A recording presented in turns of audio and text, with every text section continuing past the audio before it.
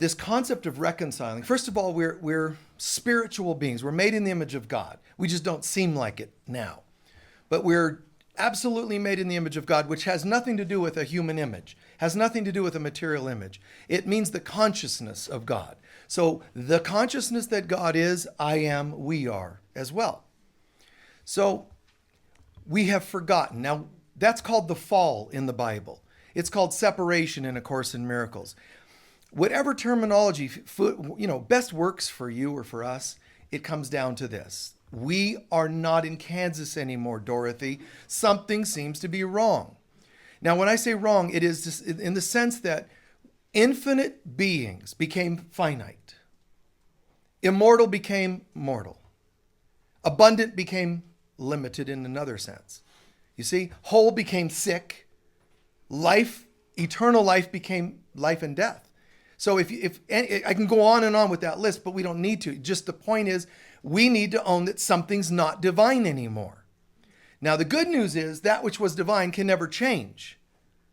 So what that means is, using terminology that humans could try to wrap their mind around, it would be this. Just imagine two parallel universes. One is God's, one is ours. If that helps, use that.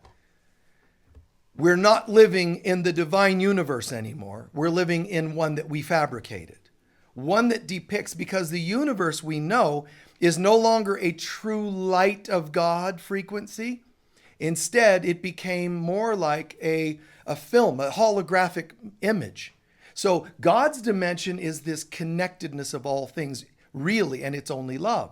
We created an alternate reality or universe. And in that alternate universe, parallel universe, we created a world that isn't a knowing of the light, like the light in a projector, just knowing the light. Instead, we created a projector through which the light will shine out of onto a screen we call life, and it's holographic, so it's three-dimensional.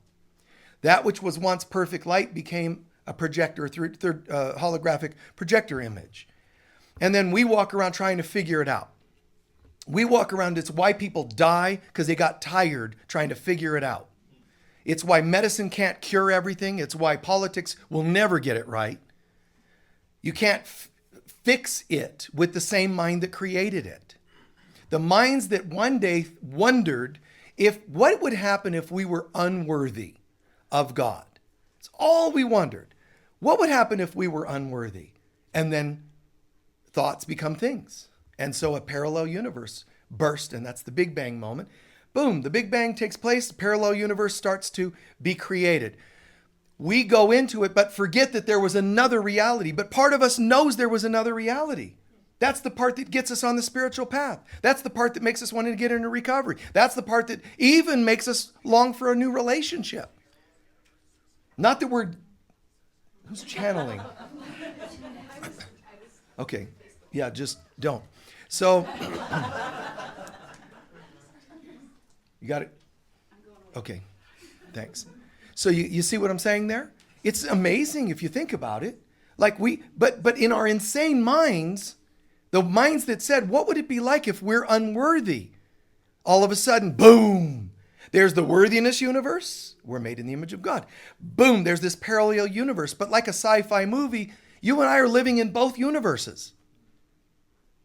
There's a part of us, untouched by any of this, that is the I am presence, and it still sits up in God. It still has a link to that universe that is God. Now, some of us think, yes, I have the feeling of that all the time. The I am in me votes for this politician instead of that one. That's not your I am. Let me just let you know. Nothing you can know with your human head is related to that I am. That I am experiences a consistent, blissful peace that surpasses understanding. The I am is. Yeah, my I am, made me choose a certain meal today. No, it didn't.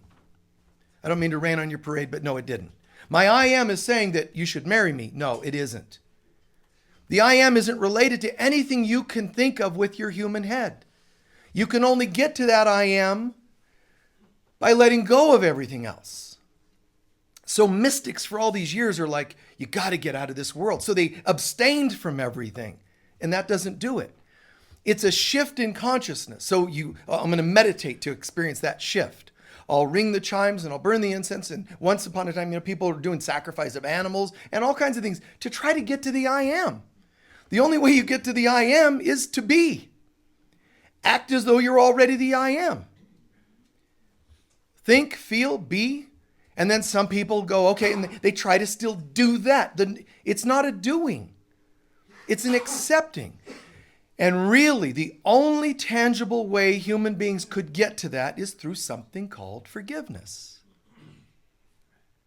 Strangely enough, beautifully enough. I don't mean strangely in a bad way, but strangely enough, that's it. Okay? Bless you. And there's tissue in front of you if you need them. Make sense?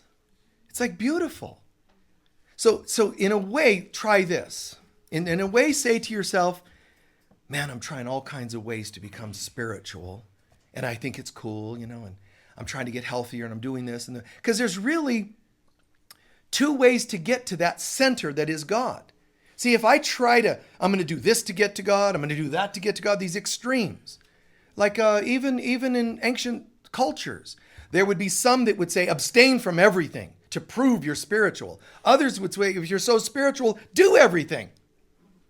Like the Bacchanalian festivals. Just get wasted and do everybody and don't judge it. And they're swinging way over here. Swingers indeed. They're swinging way over here. But over here, abstain, and they can't get along and they don't agree because they're still in duality. Where's the center? The center can only be achieved by being in God's consciousness. Remembering God, not the doing, not the not doing, not the attaching or the detaching, but the non-attachment. This beautiful center can only be achieved, and there's two layers or two ways you and I can live the center path. One, and it's most important, with God as our guide. How would you have me experience you today brings me to that center. Okay? The second way is, even in between those moments of connecting and getting to my center, I will still also live a balanced life. So in other words, I can externally do my best to live as a good person. That alone can't get me to my center. I still need God because God is the center that pulls you to your center. You can't leave the center called God out and find your center by just living a holistic life. The balanced living still has to be done, you could say, in the grace of God's consciousness.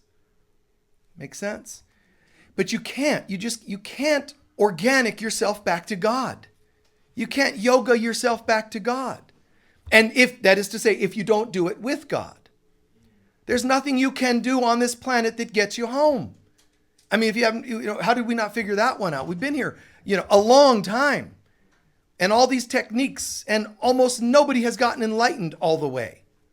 Certainly, given the number of people, that's really bad odds. So the way it gets done, and those who achieved it, was they remembered, call on God. It's not by your achievements externally, it's by humility. God, you know what? The funny things happened. I started denying my divinity, and it didn't work. It didn't make me feel any better. Tried the opposite, tried being very divine. So I dressed divine. I named myself Michael Divine. And it didn't work. People didn't bow when they said my name, Michael Divine. It didn't change anything. It's kind of funny, you're doing all this doing and it doesn't change anything. The comedian and songwriter Will Smith, he said, I won my first Grammy and whatever. It was like top of the world. I went home and my mom's like, take out the trash. I'm like, Mom, I just won a Grammy. Shut up, Will, take out the trash, It's really humbling. Billy Joel once said, the most difficult thing in all my fame and all my music and one of the most difficult things I ever experienced was a concert, tens of thousands of people, screaming at me. I can play a note and they're, yeah, and they go nuts. They sing along to my songs. If I tell a joke, they laugh, even if it's not funny. Everything's going my way. He said, then I get on the freeway. There's people flipping me off. They don't know who I am. They're flipping me off. They're cutting me off. They're yelling at me. Traffic, it doesn't go any faster because Billy Joel's on the freeway. He's just one example that It applies that even when you and I do this spiritual life, and that's true, man. I go and speak at conferences and signing autographs, this sort of thing. And people, really listen and attentive. And, it's really great to be a spiritual teacher. But, went out a couple times, in the old days to dance with some friends, go and dance or something, and rude comments, people you're looking at me and just these people get stoned or something, you're out to dance and have fun. And these rude comments, and it's kind of funny. One time I walked in and the singer, they were in between songs. He goes, "Oh, look, Jesus arrived." Just as rude as you can imagine. It could be funny, but at the same time, it always reminded me. And when I get in line and there's a sold out flight and they're bumping all of us, they don't say, "Oh, but you've written a book, let's help you." They'll say, "Get in line," like everywhere else. So this world, even though you and I might choose to know we're divine beings, this world doesn't care. It's going to try to prove to you that you're not divine. Get in line, like everybody else. And your job and my job is to know the truth but respect the illusion. Just because I have to get in line, and just because I too am suffering from a layover on a flight, or somebody's rude comment in a restaurant or a dance club or whatever the case may be, just because those things happen in this world, or you get sick, your job is to say, "Isn't that funny? I am a divine being, and on some level I know that. But isn't it funny that here, the spirit is willing, but the flesh is weak? I'm divine. How did I end up in a divorce?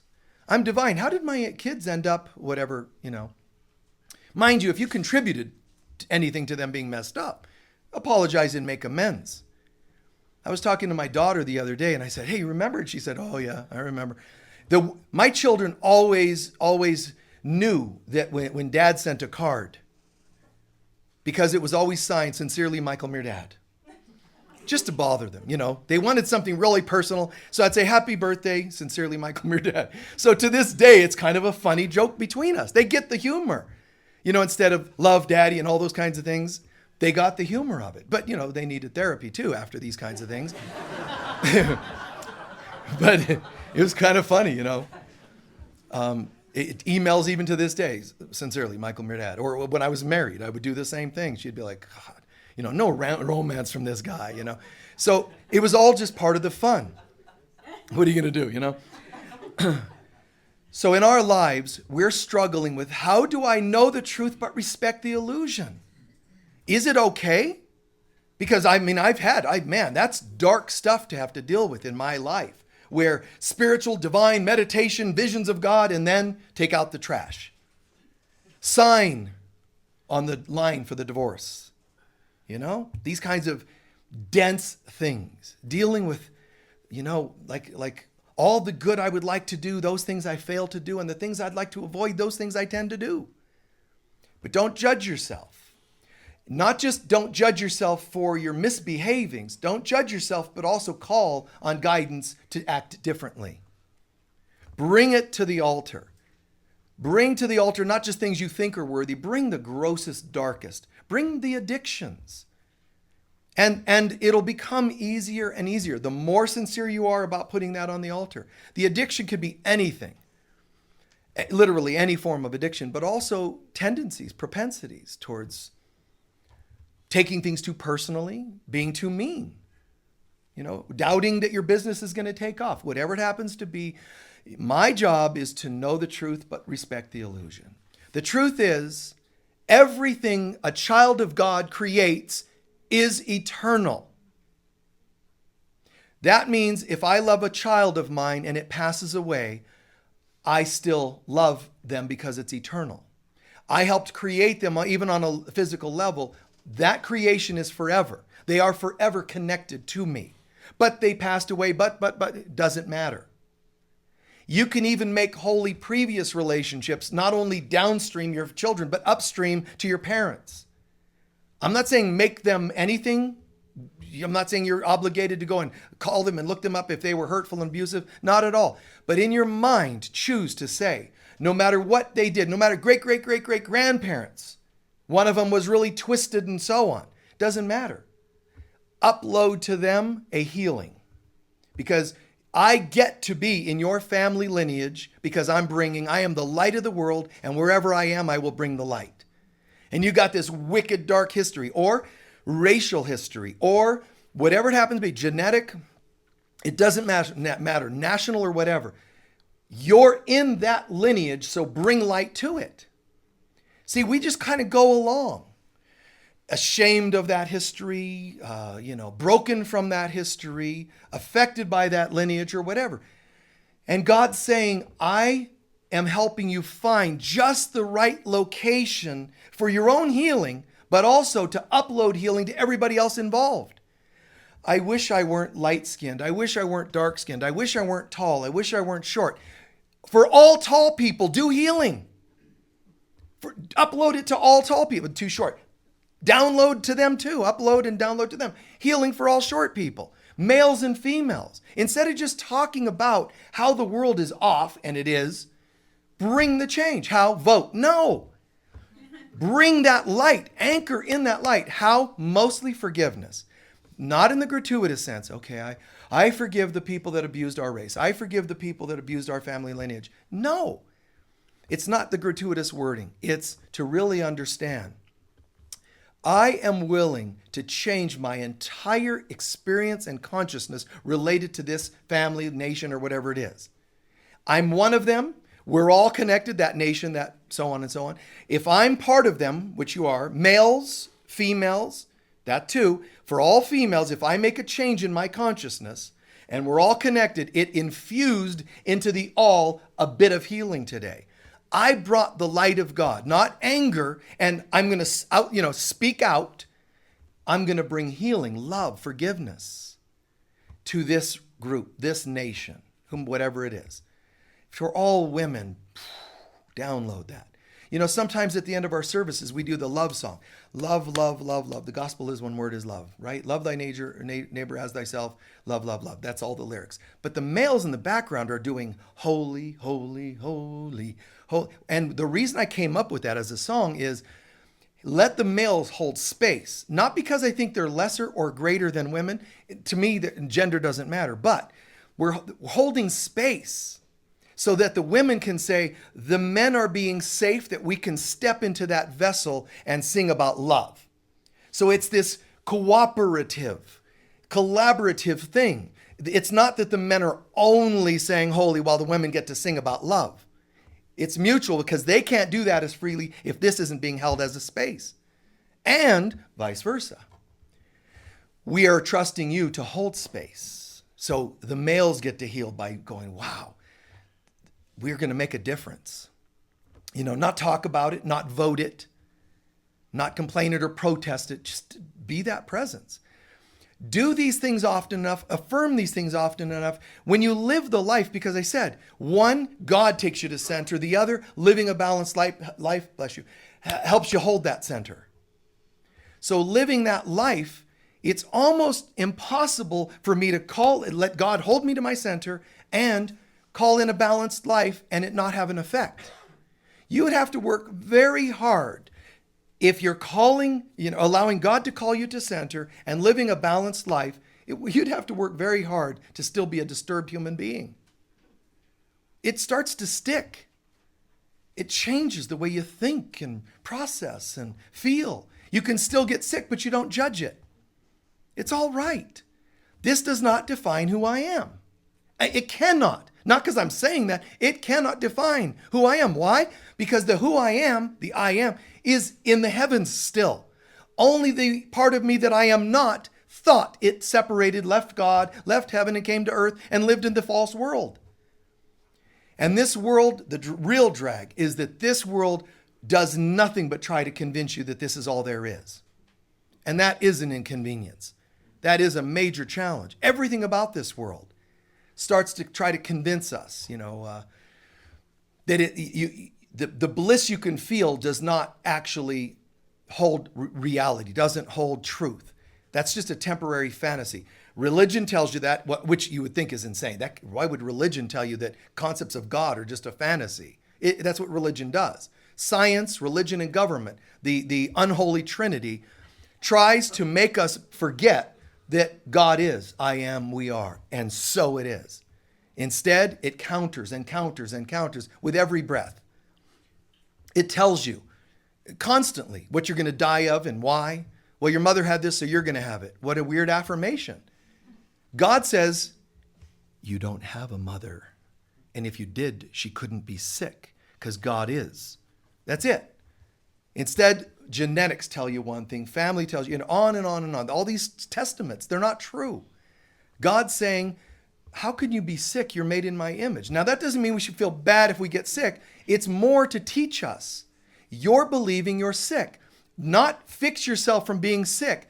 Don't let it get to you. Don't let it affect who you believe you are. Your job is not to not be sick. Your job is to not take it personal and let it define you. Sing while you die. Swan song. Hold the truth of who you are. Isn't this weird? I'm looking at my checkbook. Damn, it says 0. And write a poem about how you feel 0 in your life and yet you're abundant. Change what this world's telling you. You can look at somebody and go, wow, you're ugly. Or you can say, man, you're the hottest thing I've ever seen. And your job is to say, I know the truth and I respect the illusion. In my little opinion, I like your look, I don't like your look, and that does not matter. What matters is you are beautiful beyond my brain's comprehension to even see your beauty. And that's a fact. You have radiant light beaming from your being. And I decided to zip on a body that, put density over my eyes. That's what it meant by, in the Bible where Adam and Eve, they fall and then it says they were given skins. It meant they now densified and became bodies. After they fell, after they judged themselves as flawed, they zipped up skins. Now I can't see you through my I am awareness. I use these eyes. And the ego says, where you used to have just one eye, now you'll have 2. It's even better. Twice as good. It didn't tell us that when you use 2 eyes, you use them to see dualistic things. Now I see you're attractive, you're not attractive. This eye said, my God, your beauty, it's amazing.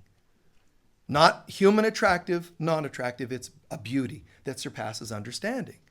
So this material world, it's just quite the struggle because everything we see is telling us material. You can have the greatest meditation or hear the greatest talk here today. Walk and stub your toe and you'll forget all of this in one split second.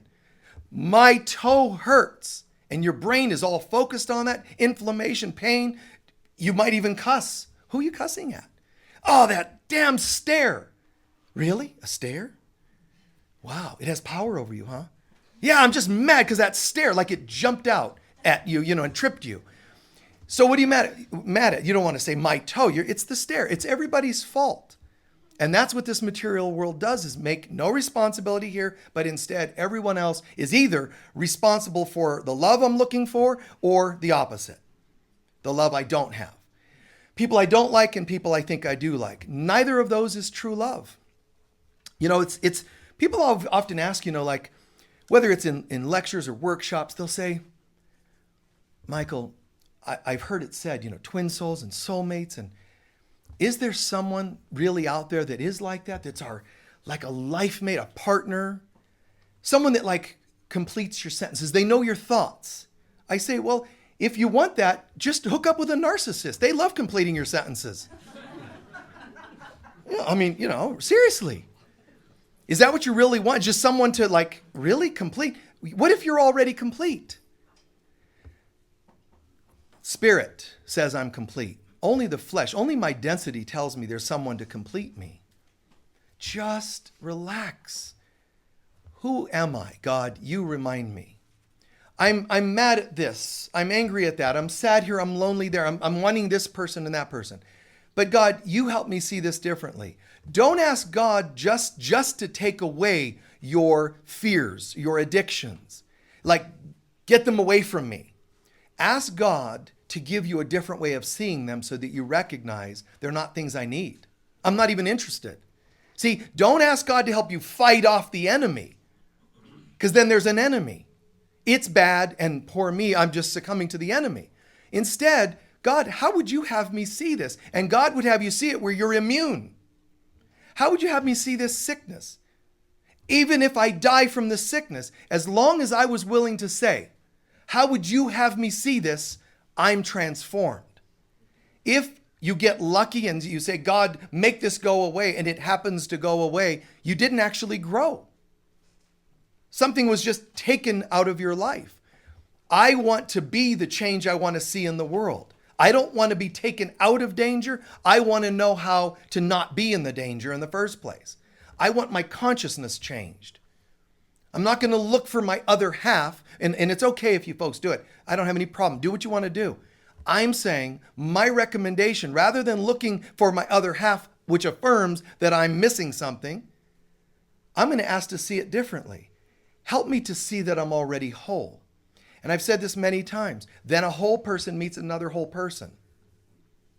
That can't be a bad setup there. That's pretty cool. And the two shall become one is an old school statement that sounds great.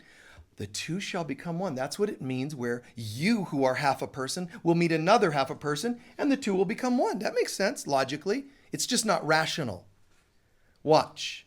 Instead of the two becoming one, half and half becomes one, which is the math, instead, spiritually, the statement was, two shall become one, which means two individuals become one in themselves by learning how to do relationships differently. That's a holy relationship. It's a human relationship if you're still half a person meeting half a person. It's a holy one where I use this relationship, mine with this one person and mine with all people, to find my wholeness. That's a spiritual relationship, and that's not a sexy one. So it doesn't sell. If you had two books, How to Find Your Soulmate, and another one was How to Become Complete, one's going to be a bestseller, and the other will not. So some of you write books that are truth, and they don't sell as well as some of the ones that are garbage, because the garbage speaks to more minds that are still caught up in this world. So don't be too discouraged when people can't get when you're teaching at a different level. If it's what you believe, teach. Come from love, of course. But teach the truth of God. Someone out there hears it. There's ways, we have great, status online. 100,000 people can watch us at times. But if the powers that be, the companies out there or our own team members, if they say, Michael, if only you talk at a more shallow level, you'll quadruple the number of people. There's not a chance I'm going to do it.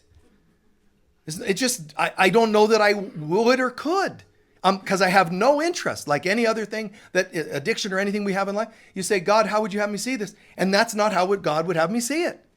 So it doesn't compute. Now, once in a while, there's that moment of, but.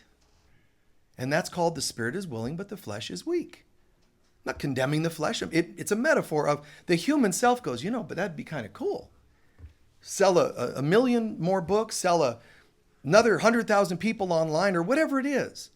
It doesn't make sense. A lot of people used to do this ranking, your website and that sort of thing. And they would sometimes book you as a speaker. You could be really great, really well known. But if you don't rank high with the number of people visiting your website, they still might not hire you.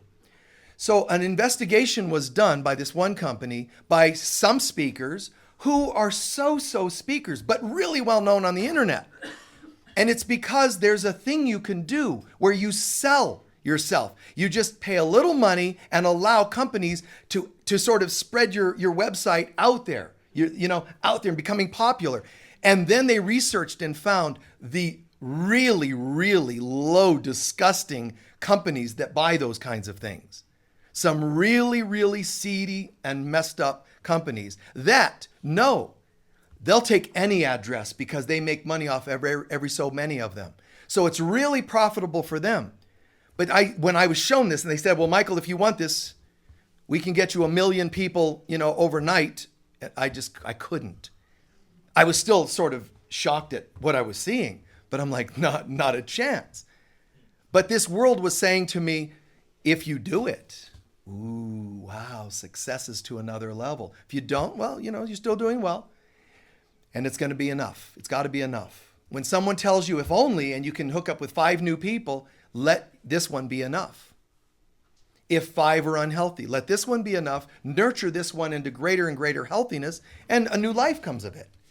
You know, we don't realize, because this world will not tell you that honoring your spiritual self brings you benefits. This world will tell you, oh, those. Yep. Yeah, they're nuns and mystics, so good luck. Enjoy. Well, you won't enjoy, actually, because they don't.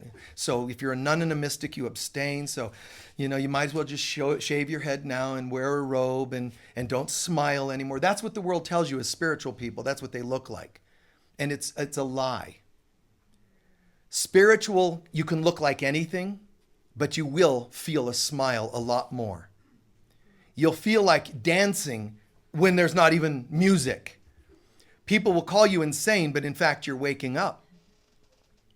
True spiritual is like, it's this feeling. And there's moments that I feel it so much. It's kind of funny because you also have to choose. You can and have to choose what's appropriate in a moment. Because there's times when it's like bursting with light. You know, and it's funny, like yesterday I was driving my car and going somewhere. When I arrived, I kind of caught myself because when I arrived, I'm singing. I mean, I'm the song, you know, dial it up, and I'm just, as I drive, I'm just singing most of the time, you know, songs, you know, and then I arrive someplace and I'm still, you know, and just kind of, you know, dancing and singing, you know, and then I realize there's like people, you know, it's kind of like a little awkward, like, oh, you know, sorry about that, you know, and you wonder how much is appropriate, but it's right for you to feel alive. It's okay. You could be on your deathbed and still be able to smile, knowing you're locked in, loaded, man. You're all right by choice. It's not healthy people that are connected. It's just anybody who chooses to be. You're still going to check out one way or another. There's going to be some way your body gets damaged enough or sick enough, and then you go. That's not a failure. How the mindset when it happens is the reality. How are you feeling about that? And that determines these things. You know, people ask, you know, my thoughts about life or money or dating, you know, because these are such raw topics. And it's like, my mind just isn't typically like a human typical thought process. It's not how my mind works. Feel great when you're alone and feel great when you're with others. Feel passionate when you're alone and feel passionate when you're with others. But the passion can take any form that is right for the moment. And sometimes it's just lifting somebody's spirits. You know, it's like you feel like you're alive and you're a light worker. You're bringing a difference to the world. And some people will get a little weird about you being happy all the time. And it's not happy all the time that you have to be, but you do feel it a lot. You know, the singing and, you know, just, oh my God, it's just, whatever the tune. I mean, yesterday it was funny because it was a girl's song, a girl singing, and I get out doing, you know, and the whole thing must have looked peculiar, you know, but it is what it is. This is why Jesus says, this light, who would light a light and put it in a closet? Let it shine. Let your light shine. And even when you're sad, that's okay too. Don't judge it. Be sad. Cry. But are you willing to resurrect after you cry? If I cry and then only cry again and then only cry again, something's off. Cry deeper if you want to, but are you willing? Is your destiny, I'm giving up, or is your destiny, let me do this, and when I'm done, I will stand up, brush off, wash off, and do something cool? That's what we need to practice. You know, write a poem and insist that you're going to write about life. I've said this many times. When I was a kid, not a great childhood. And when I was a kid, there were 2 types of music I could listen to. When things are going really poorly, 2 types. One was about God. Believe it or not, the lyrics were about God. But it was about darkness trying to fight the good. Black Sabbath. That was always about good and evil fighting. They were actually really good about that. Everybody thinks it was like dark stuff, but it wasn't. It was always about darkness, tries to overcome you, but call on God. But then there was the other mood, Earth, Wind, and Fire. And that was, you're a shining star no matter who you are. That was when the part of me could access, let's go with light. Let's go with brightness. The other was light to me, but it was descending into where I was mentally at the moment and then trying to find light in the darkness. The other one was just light. So I had light and light either way, but one reflecting a dark space for me and another a bright space. What's your version of that? I know somebody that really a lot of abuse in her childhood history, but when she's struggling, when she's starting to descend into the dark stuff, she puts on 13th Warrior. That's not a happy movie. It's not like a happy-go-lucky movie, but it's about fighting a good and evil and good overcoming the odds. And that's symbolic to this girl. You understand what I mean by that? To her, it's like you can do it. So that was faith to her. A movie you might not. What is your movie? That at the end you say, I feel better. Not, I want a movie to kind of commiserate. And my middle daughter, she's very dramatic emotionally, man. And she had a CD she made for herself. It's called Breakup Music. It's like, wow, man. And she would actually, I'll be in my room, after a breakup or something, middle school, go in and just listen. She'd bring in a box of tissue. You already knew what was happening in her life. She would, I'm going to be in my room, and she'd come out in the closet and get a box of tissue and go in. And then, you wouldn't see her for a while. Because just playing her songs all about breakup. That's going too far. It was always that or she would watch Titanic. I swear to God. And she would watch it a lot and just cry and cry. It was like, and when the song came on the radio, wait, and she was so dramatic, man. It was funny.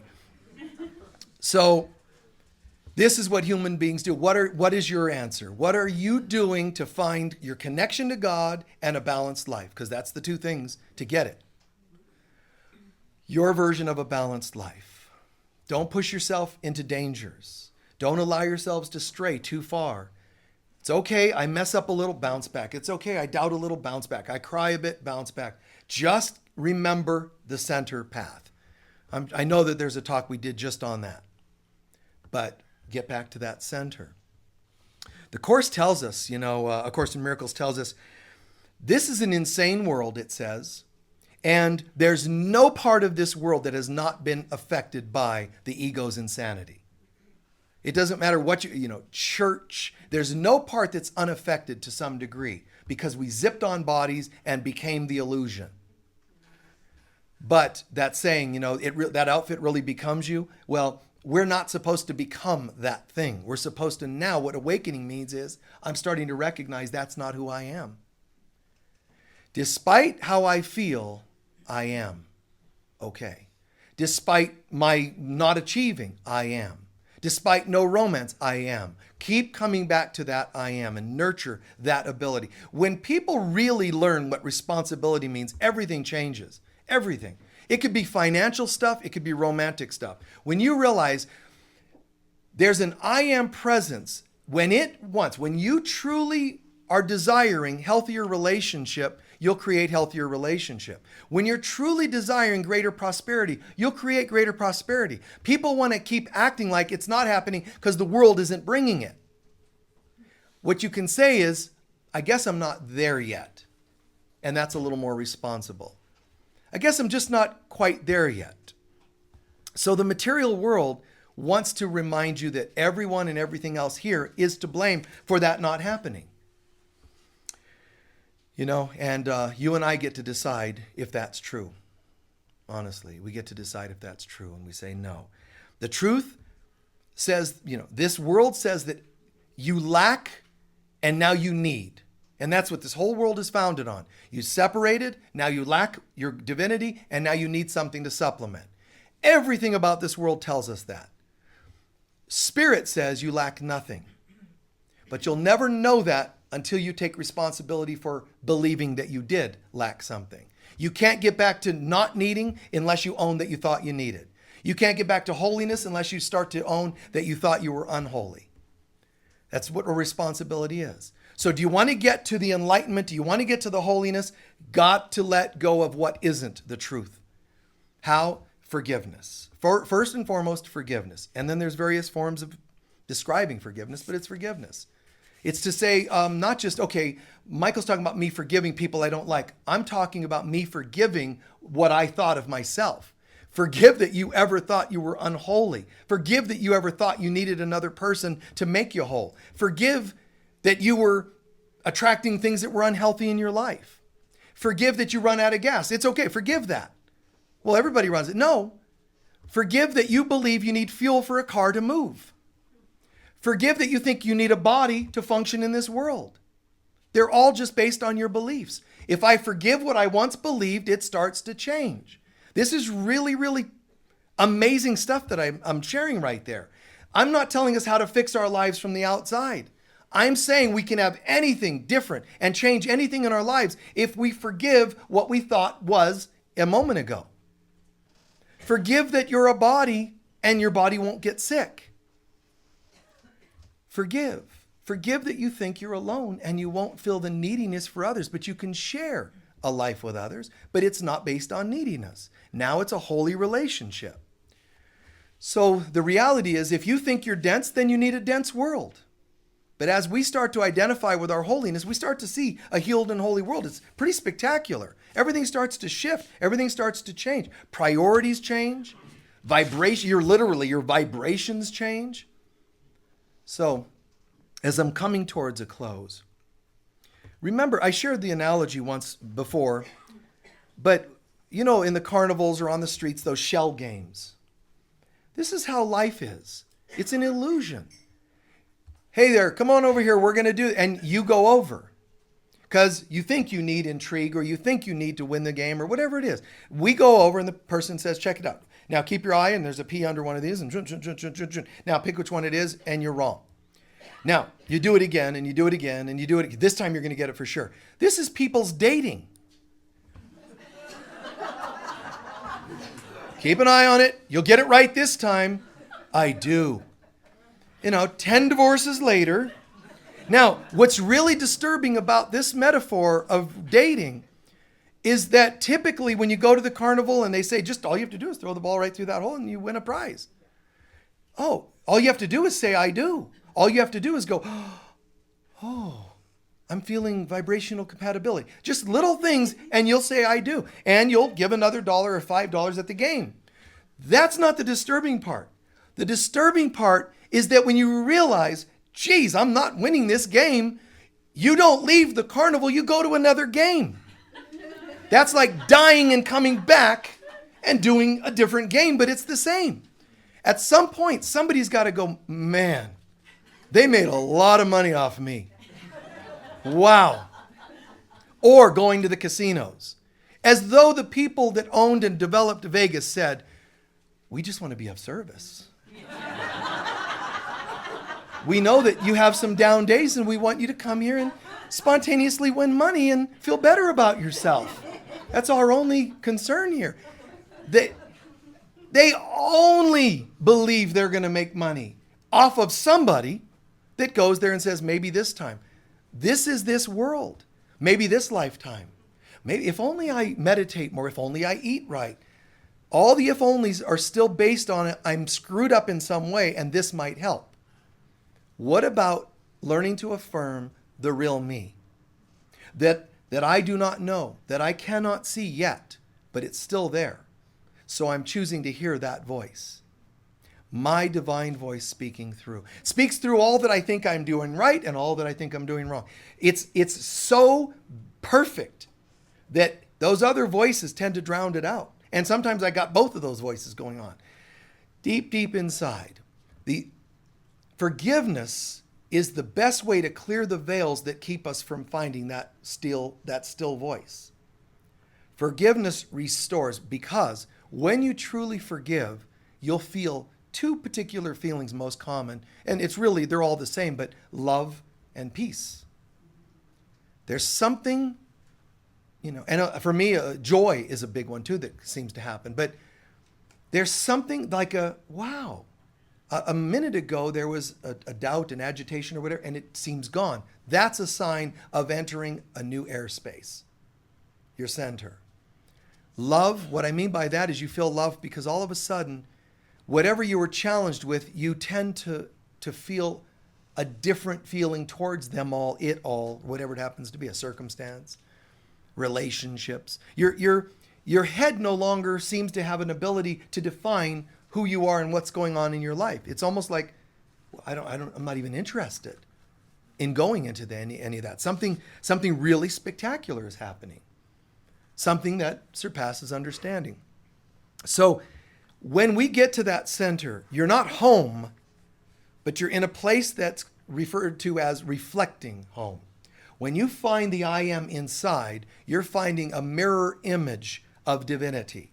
On earth, it's not our total divinity yet, but at least we now see light shining on the mirror. So in other words, spiritual growth could be described many ways, metaphors, analogies, but one is simply you in your life, you have a mirror, and when we're working on ourselves, we're cleaning the mirror so that it can more appropriately shine God's light and show us the light of God on this planet. So that just allows us to maintain that metaphor that I said, parallel universes. God's universe, the spiritual life, the spiritual reality, the spiritual frequency. The human life basically has two sides, sleeping and waking. Heaven is completely awake. On earth, you can have sleeping, which is perpetuating your illusions about yourself, and you can have waking, which is I'm on the path, I'm getting better. Which do you choose? Every day, right now you're choosing that. Watching this program instead of watching, let's say if they're watching online or Facebook or wherever, YouTube, they could be watching, let's say, fear-based conspiracy videos or any kind of junk out there. But if they're tuning into any kind of video or talk or group or whatever that's about self-help in any way, that's an improvement. That's me. That's the me that's waking. The one that chooses anything else is the me that is sleeping. The one that's waking is the one I choose to listen to. And it helps me polish up, clean up that mirror. The smudges away, more light comes into my life. So a lot of people, they call upon the will of God. They call upon, I wish I had a better life, but they're not living the principles to get them there, which isn't going to help because that's going to obviously perpetuate us being victims. Okay, is that all making sense? There's a spiritual life and a material life. My choices end up determining which one I'm experiencing. If you think that in any way you can check into yourself and say, I can see material parts of myself that are complaining that I'm not more spiritual, but I'm not making choices to get me more spiritual. Just see it and laugh at it. God, this is a crack up. I keep saying, wow, I would love to just feel very whole, very alive, but everything in my life is dead. I have a relationship and it's dead. I have my dating is dead. My friendships are untruthful, dishonest. Family is all twisted. Job that I don't like. How can you say you want to get here when all your choices are there? There's no God that plants you in one or the other. These are developed through our day-to-day choices. So who am I? If I think I'm unworthy, I'm going to keep making choices that take me here. If I am worthy, I keep making choices that take me here. Okay?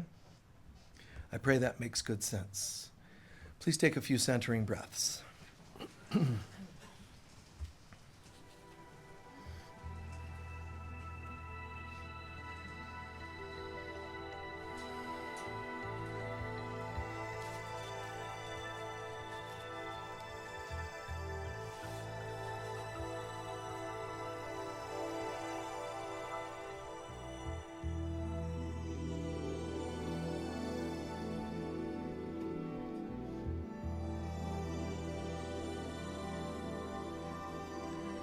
We just take a moment to reflect on our lives. The things in our lives that we think are good or bad, either extreme. People we like, dislike, choices we've made, one way or the other. Just take an objective but honest look at life. Here are the things I struggle with, here are the things I like. Come up with at least a half dozen in each category.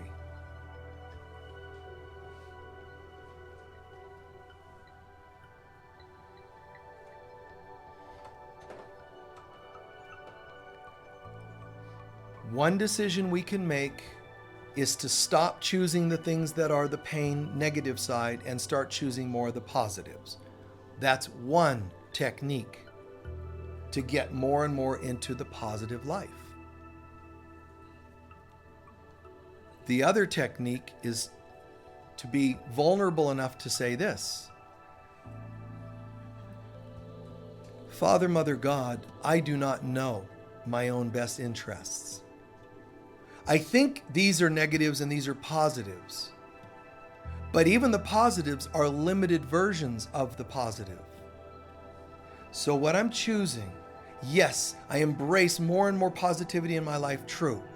But today I'm also going outside the box and going not left and right, one list and another. I'm going up to the I am presence, you, God, and saying, you guide me. Instead of me choosing positives, you guide me to the greatest level of unlimited I can experience right now. You show me what real self-worth is, and that'll improve all my human efforts. You show me what real sobriety is, and that'll improve my efforts. I'm not going to keep just efforting and trying. You be with me and make it a more graceful process. Show me, Father, Mother, God, what it means to be abundant and prosperous. Outside the box, not just having more. Show me what it looks like if I'm giving more. I receive and I give, I receive and I give, I receive and I give constantly. Show me what it's like to be unlimited. I'm a prince or princess, and God, the Father and Mother, are the king and queen of the universe. And I'm their child, a prince and princess. And they gave me a credit card and said, you can have anything, just charge it on us, as long as I have a card that connects me to them. Abundant, unlimited card.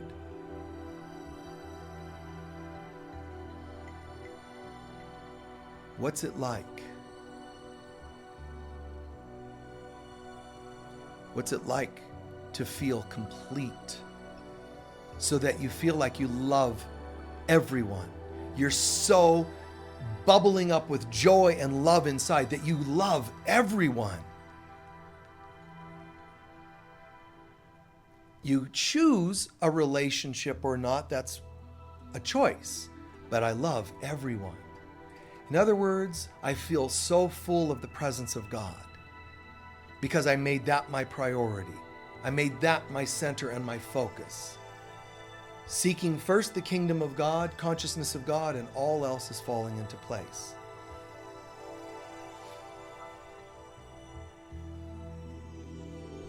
And we feel that and we see it as an energy filling us up until our cup runneth over. We're like one of those fireworks sparklers, those fountains, and it just floods out the top of our head and onto the world. Everyone being blessed with how I feel, and that's only the beginning. This is light shining in dark places. These are become hugs to people who love affection. This becomes a tissue in my hand to wipe the tears of somebody who's in pain, struggling. This is my ability to advise and counsel people, whether it's strangers, friends, your own children. You're there with a gift of a knowingness, what's needed by anyone at any given time. I am the light of the world, and where I go, I will bring light to the world. Even though human things can happen to me, I see them differently. Somehow, everything is in God's hands. I will not know that unless I choose to believe it. And I give thanks in advance that everything we've experienced in this talk, this prayer, the opening songs and so on, everything about this is affecting me permanently. I give thanks that the meditation itself, anything I said goodbye to, is closed to a new level, and anything I'm welcoming in is brought into my life to a new level. And so it is.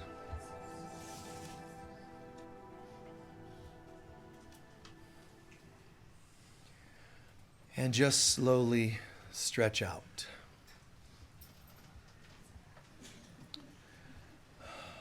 Stay into the space of consciousness, but gradually also into your body, back into the room.